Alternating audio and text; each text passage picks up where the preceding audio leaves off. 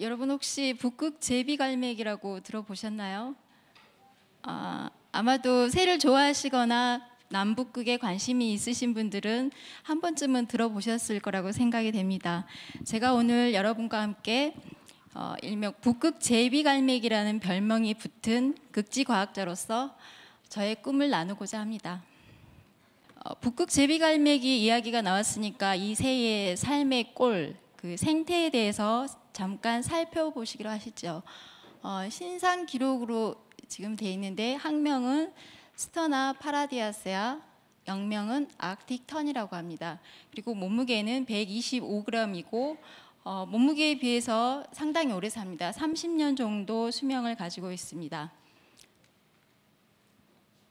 왼쪽에 보시는 사진은 북극에서 번식을 할 때의 모습이고 오른쪽은 남극에서의 모습입니다. 확실히 구분이 되시죠? 북극에서는 머리에 까만 번식깃을 가지고 있습니다. 그리고 이 새는 세상에서 가장 멀리 이동하는 동물입니다. 2010년 아이슬란드 과학자들의 연구에 따르면 한 해 평균 79,900km를 이동한다고 합니다. 그래서 일생 동안 30년 동안이겠죠. 이동을 하면 약 240만 km를 이동을 합니다. 이 거리는 지구에서 달까지 3번 왕복하는 거리와 같다고 합니다. 이동 시에는 바람에 편승을 해서 이동을 하는데 북반구에서는 시계 방향으로 그리고 남반구에서는 대체로 반시계 방향으로 이동을 해서 S자 모양의 패턴을 가지고 이동을 합니다. 그리고 북극 제비갈매기는 겨울을 잃어버리고 남극과 북극에서 2번의 여름을 낳습니다. 4월부터 9월에는 북극 지방에서 알을 낳고 새끼를 키워서 새끼가 날 수 있을 정도가 되면 먹이가 풍부한 남극 지방으로 대장정을 떠납니다. 그리고 남극의 기온이 떨어지고 블리자드가 잦아지는 3월이 되면 다시 북극 지방으로 이동을 합니다. 이렇게 이동을 하다 보니까 남북극에서 만나는 새, 특히 남극 제비갈매기와도 사이가 좋습니다. 여기 가운데 이쪽에 있는 새가 남극 제비갈매기입니다. 제가 강연의 첫머리에서 극지과학자의 별명이 북극 제비갈매기라고 말씀을 드렸습니다. 왜 그런지 지금부터 이유를 말씀드리겠습니다. 극지과학자는 이렇게 생겼습니다. 신상 기록을 보시면 북극 제비갈매기와 전혀 비슷하지 않습니다. 하지만 극지과학자의 삶의 꼴은 북극 제비갈매기와 매우 흡사합니다. 극지과학자는 남극과 북극을 오가며 연구를 하기 때문에 한 해 동안 이동 거리가 굉장히 깁니다. 대략 계산을 해보니까 약 8만 km가 나왔습니다.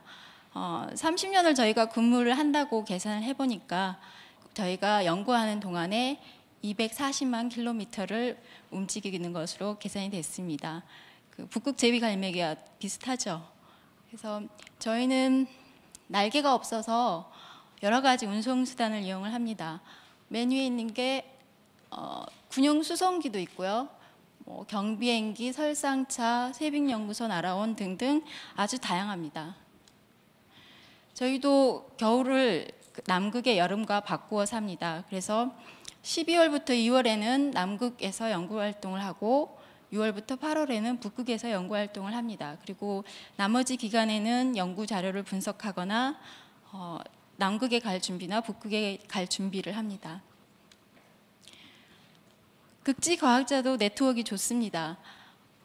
왜냐하면 남북극에서 연구활동을 하고 좋은 결과를 얻기 위해서는 다른 연구 분야는 물론이고 극지 안전 전문가라든가 장비 기술자 또는 세빙연구선의 승조원들의 도움을 받아야 합니다. 그래서 네트워크가 좋은데 이렇게 말씀드릴 수 있습니다. 극지에 적응한 생물처럼 극지과학자는 뭉쳐야 성공할 수 있다고 말씀드릴 수 있습니다. 잘 보시면 이게 남극에 사는 지우류라는 생물인데요. 녹색의 작은 조류와 이를 실처럼 감싸고 있는 균류가 보이시죠? 이런 곰팡이와 같은 균류가 공생함으로써 혹독하고 건조한 남극에서 살아갈 수 있습니다. 하나의 연구 프로그램이 계획되면 거기에 관련된 모든 연구자들이 모여서 그 안전하고 그 최대한 연구 목표를 달성할 수 있도록 철저하게 논의를 하고 점검을 합니다. 왜냐하면 남북극에서 대부분의 연구 활동이 여름철에 이루어지는데요.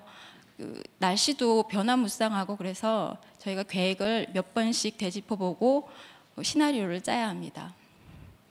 그리고 남극이나 북극 연구를 하기 위해서는 국내 네트워크뿐만이 아니고 국제 네트워크도 굉장히 중요합니다.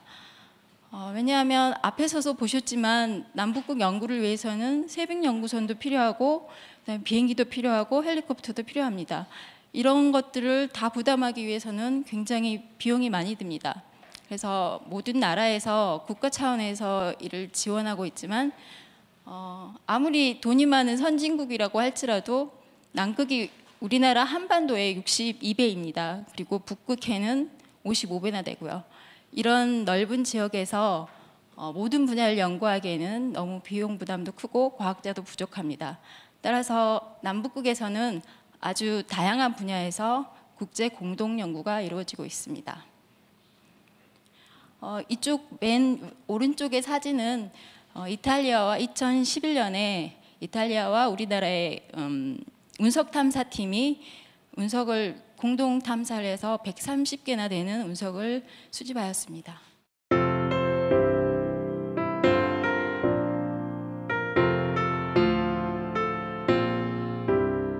자, 그럼 이러한 극지 과학자들이 연구하는 극지 과학이란 무엇일까요? 한마디로 말씀드리면 극지를 대상으로 하는 모든 과학 기술 분야를 말할 수 있습니다. 화학, 생물학, 분자생물학, 빙하학, 지질학, 수리과학까지 얼핏 보기에는 전혀 관계가 없는 것 같지만 아주 다양한 연구 분야를 포함하고 있습니다. 한 예로 요즘 제가 연구하고 있는 남극 육상 생태계를 이해하기 위해서는 식물상, 동물상, 미생물상은 물론이고 기후, 지형, 토양의 성질과 진화를 알 수 있는 지화학 같은 이런 모든 분야의 연구 자료가 필요합니다. 따라서 이 프로그램을 진행하기 위해서는 생물학자는 물론이고 기후학자, 그리고 지리학자, 지질학자, 그리고 모델링을 위한 수학자까지 전혀 관계가 없는 분야 같지만 이 분야의 과학자들이 모여야만이 이 연구 과제를 수행할 수가 있습니다. 따라서 극지 과학이라는 것은 모든 그 과학자가 극지 과학자가 될 수 있다고 저는 생각을 합니다. 다음은 제가 이러한 연구를 하는 극지 과학자의 한 사람으로서 저의 삶과 그리고 현재 가지고 있는 저의 꿈을 예를 들어서 여러분과 그 이야기를 나누고자 합니다. 제 전공은 해조류 분류 생태학과 그리고 극지 육상 생물 생태학입니다. 그래서 이러한 제 전공 분야 때문에 2008년부터는 남극 제2기지 건설 사업에 참여하게 되었습니다. 제 역할은 기지 후보지를 돌아보고 그리고 거기 기지를 짓기 전에 환경영향평가서를 작성하는 것이었습니다. 2007년에 이어 2008년에도 그 건설 후보지 답사단이 이때는 러시아 내빙 연구선을 얻어 타고 호주를 출발을 해서 세 곳의 후보지를 둘러보았습니다. 아래 사진은 현장 답사 지역이고요.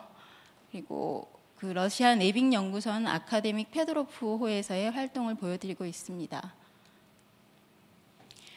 그리고 2009년에 한 군데를 더 둘러보고 저희가 모든 후보지에 그 답사 결과를 종합을 해서 평가한 결과 우리나라 극지 연구 목적에 맞고 그다음에 기지 건설에 적합한 2개의 후보지로 좁혀졌습니다.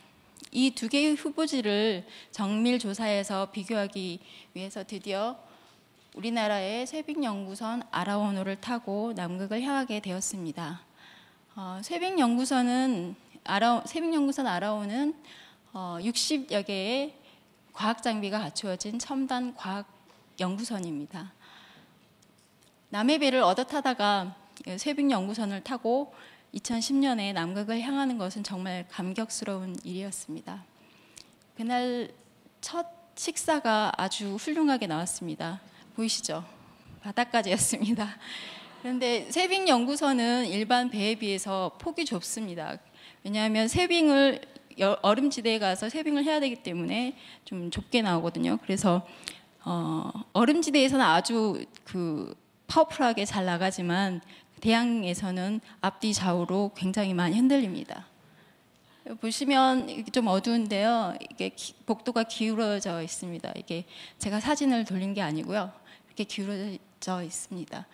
그래서 그렇다고 조사를 갔는데 쓰러져서 멀미만 하고 있을 수 없잖아요. 그래서 미리 준비해간 멀미약을 먹고 일어나서 선상에서 해상 안전훈련을 실시하고 그다음에 극지 적응 훈련 그리고 헬기 안전 훈련 같은 각종 훈련을 실시했습니다. 그리고 남극해에 들어가서는 연구 활동을 진행했습니다.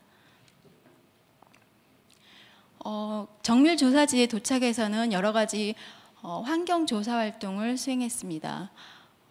기지 건설과 운영을 통해서 남극 환경에 어떤 영향을 미칠지 육상과 해양에서 그 영향을 파악하는 일이었습니다.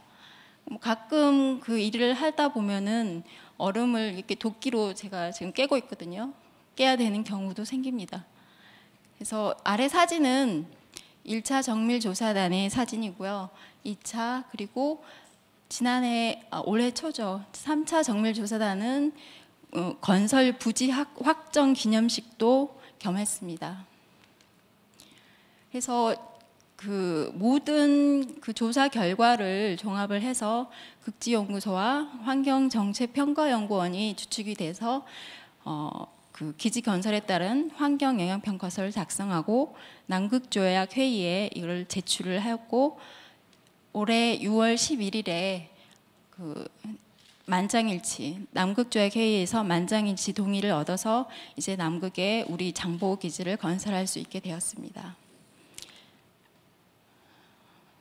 지금까지는 제가 제 꿈을 향해서 걸어온 길에 대해서 말씀드렸고 이제 여러분께 북극 제비갈매기 극지과학자의 꿈에 대해서 말씀드리고 이 말씀을 맺을까 합니다.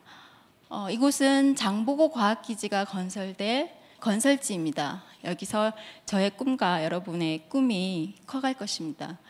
이 지역은 뒤에는 대륙이고요. 앞에는 남극해가 둘러싸고 있습니다. 2014년 봄이면 이곳에 남극 장보고 과학기지가 완공이 됩니다. 장보고 과학기지는 빙하, 대기, 그리고 장기 생태계 연구와 같은 기후변화 연구와 우주과학 연구의 메카가 될 것입니다. 여러분께서 어떤 과학 분야에 관심이 있고 그리고 특기가 있든 극지과학의 문은 활짝 열려 있습니다. 제 꿈은 이 장보고 기지를 통해서 남극 대륙의 연구 기반을 굳건히 세워 여러분과 함께 지구 기후변화 연구를 하는 것입니다. 나아가 장보고 기지를 전초기지로 해서 우리의 미지의 남극 대륙으로 연구 영역을 넓혀 나가고자 합니다.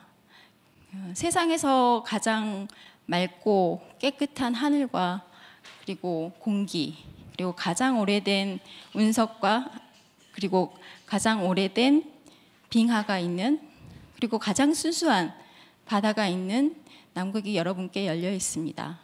저희 연구소 표어인데요. 극지의 한국, 미래의 도전. 멋지지 않습니까? 대한민국 극지과학자가 되어서 저와 함께 여러분의 꿈을 펼쳐보시기 바랍니다. 감사합니다.